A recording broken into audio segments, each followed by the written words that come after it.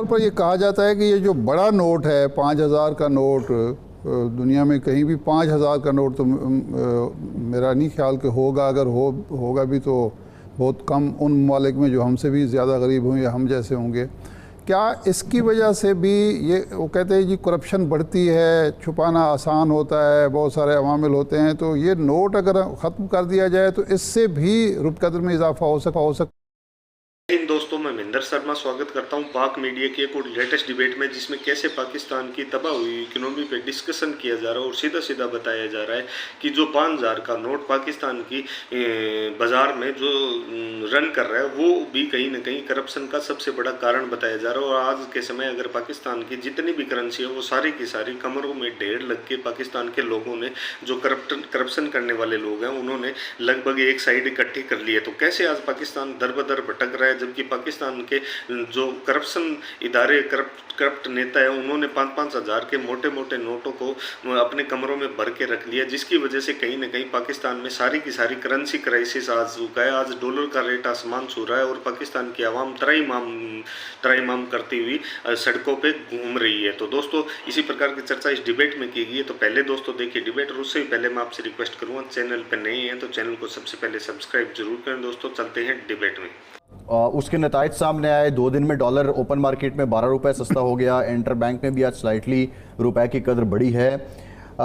ये अब जो डॉलर की असल कीमत है उसका बरकरार रहना विद सब्जेक्ट टू क्रैकडाउन ही है, आप समझते हैं? इसी तरह इसको काबू किया जाएगा या और भी कोई सोल्यूशन है?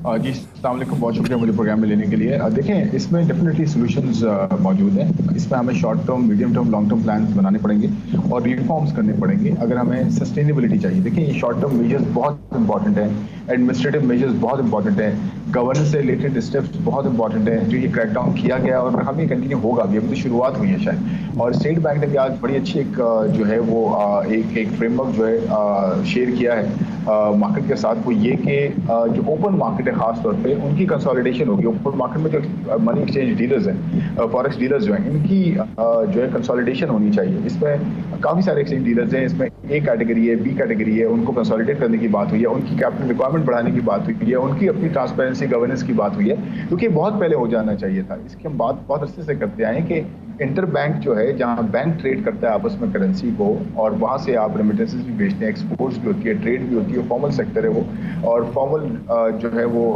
आपका एरिया है, वहां पे आपकी डॉक्यूमेंटेशन होती है।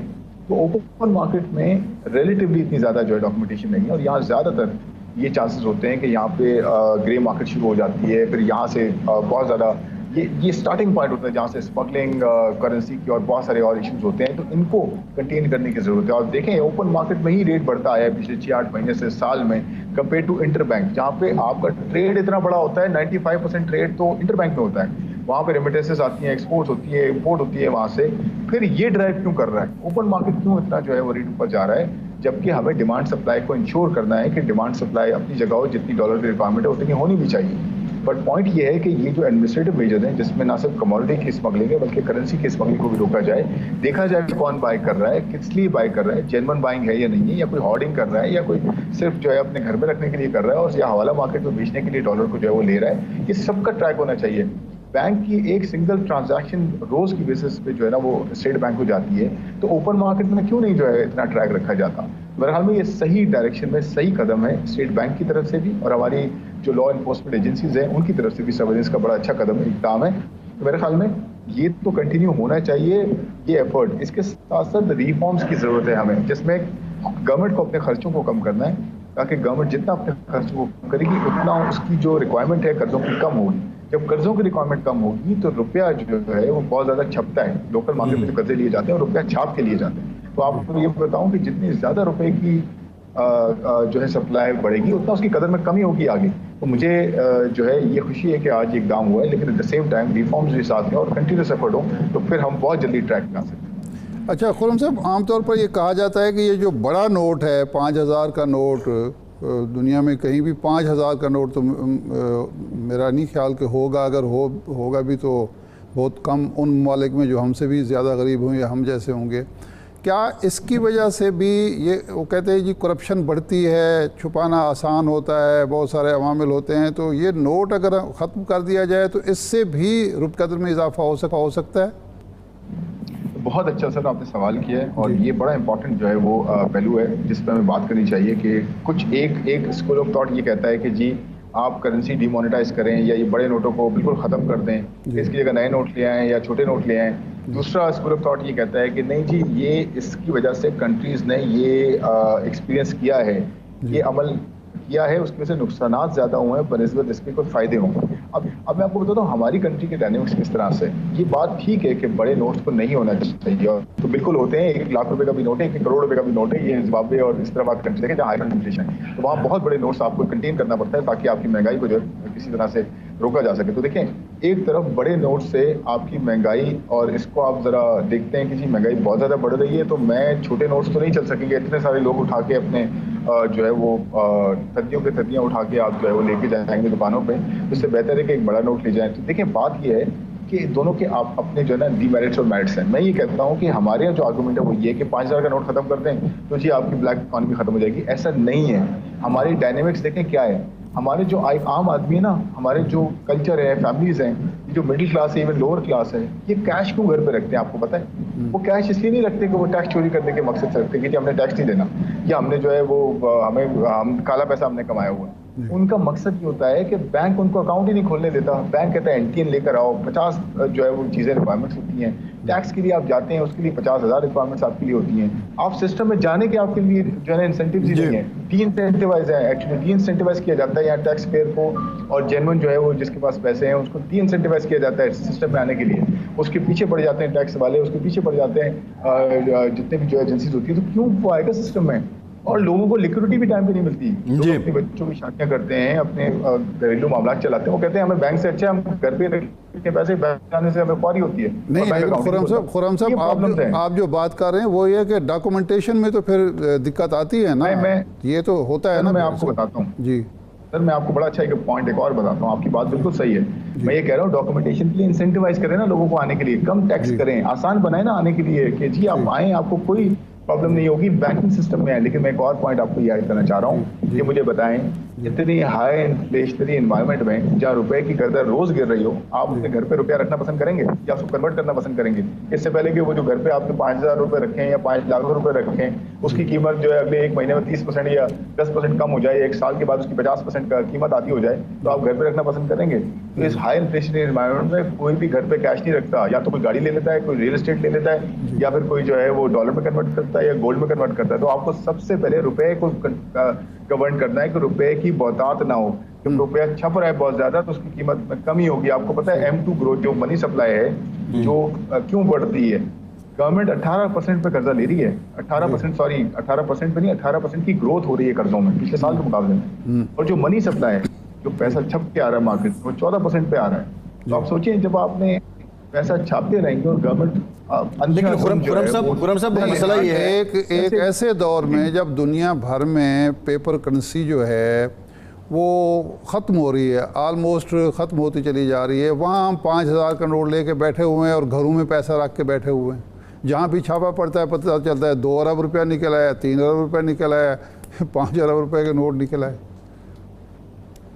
देखिए ये तो आइसोलेटेड इवेंट्स है ना। इससे देखिए 1 अरब 2 अरब 4 अरब 10 अरब का कोई बड़ा इम्पैक्ट नहीं है इकोनॉमी में। मैं ये आपको बताना चाह रहा हूँ कि ट्रिलियंस ऑफ रुपीस की बात नहीं है कि ट्रिलियंस ऑफ रुपीस लोगों ने जो है वो एक्यूमुलेट करके घर पे रखे हों। मैं कह रहा हूँ कन्वर्जन हो रही है। आप डॉलर का रेट क्यों ऊपर जाता है मुझे बताएं, ओपन मार्केट में क्यों जा रहा है? लोग कोई तो खरीद रहा है ना, वो किसको कन्वर्ट कर रहा है? रुपए को कन्वर्ट कर रहा है ना।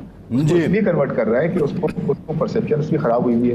वो ये सोच रहा है कि इकोनॉमी आगे पता नहीं और खराब हो जाएगी, महंगाई और बढ़ जाएगी और मैं पैसा बाहर निकाल लूं। इस चीजों को कंट्रोल करना बिल्कुल ठीक है, बिल्कुल ठीक है। अच्छा एक बात बताइए कि इस वक्त आज मोहम्मद अली साहब जो वफाकी वज़ीर है एनर्जी के, उन्होंने प्रेस कॉन्फ्रेंस भी की। एक मुल्क में एक हिजान है कि जी बिजली बहुत महंगी होगी और लोगों के लिए मुश्किल हो गया है सारा। एक मोहम्मद अली कमीशन रिपोर्ट आई थी जिसमें आइडेंटिफाई किया गया था कि ओवर बिलिंग हुई है, ओवर इन्वेस्टिंग हुई है, कैपेसिटी चार्जेस का इशू है। अब क्या मौजूदा हुकूमत या मौजूदा सिस्टम जो है अगर ओहदा बरा होना चाहता है उससे, तो उसके लिए कौन सा रास्ता खुला है कि ये कैपेसिटी चार्जेस का बोझ हम कम कर लें। ये तो मुमकिन नहीं है कि उन एजेंसी जिन लोगों ने माहदे किए हैं, जो बैनुल-अक़वामी इदारे हैं, उनके साथ हम कोई सख्ती कर सकें। लेकिन जिन लोगों ने ये नाकिस माहदे किए, जिन माहदों की वजह से इस वक्त बिजली का बहरान पैदा हो चुका है, उनके ख़िलाफ़ कार्रवाई में क्या रुकावट है इस वक्त जिसकी वजह से हम नहीं कर पा रहे?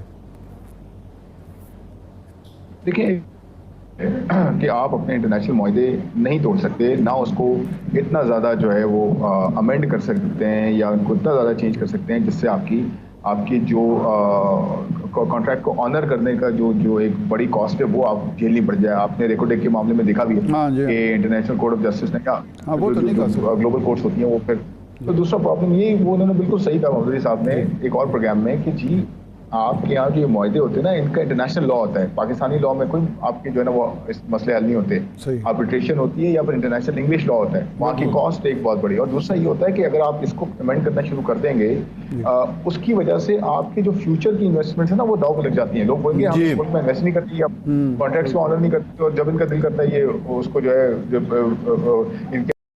तो आपने देखा कैसे हालात बद से बदतर हो चुके हैं। लेकिन पाकिस्तान में जो ये मोटे मोटे नोट हैं 5-5 हज़ार के, जो पूरे विश्व में कौन से भी बड़े देश में, कौन से भी देश में नहीं है जिसमें 5 हज़ार का नोट चल रहा हो। ये एक आधा कोई गरीब मुल्क है जिन्होंने सिर्फ और सिर्फ करप्शन के लिए, अपने हिसाब से चलाने के लिए अपने नियम निर्धारित कर रहे हैं, जिनकी वजह से कहीं ना कहीं पाकिस्तान आज पिछड़ापन का शिकार हो रहा है। 5-5 हज़ार के नोट पाकिस्तान के जो करप्ट इदारे हैं उन्होंने अपने कमरों में भर भर के नोट इकट्ठे कर रखे हैं, जिसका नतीजा आज पाकिस्तान के आवाम को इन्फ्लेशन के रूप में भुगतना पड़ रहा है। तो दोस्तों, इसी प्रकार की लेटेस्ट पाक मीडिया की एक से एक वीडियो, लेटेस्ट न्यूज़ और डिबेट के लिए चैनल को सब्सक्राइब जरूर करें दोस्तों। जय हिंद, वंदे मातरम, भारत माता की जय दोस्तों।